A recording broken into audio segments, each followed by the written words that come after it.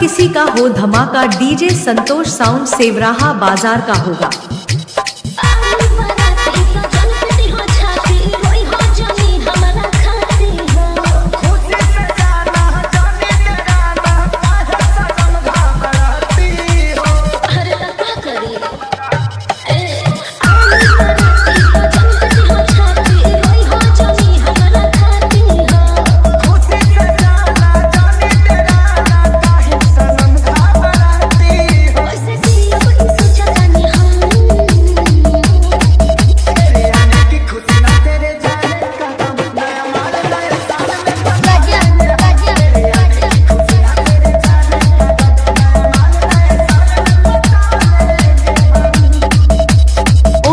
Power base DJ Santosh sound Sevraha बाजार। DJ booking करने के लिए संपर्क करें।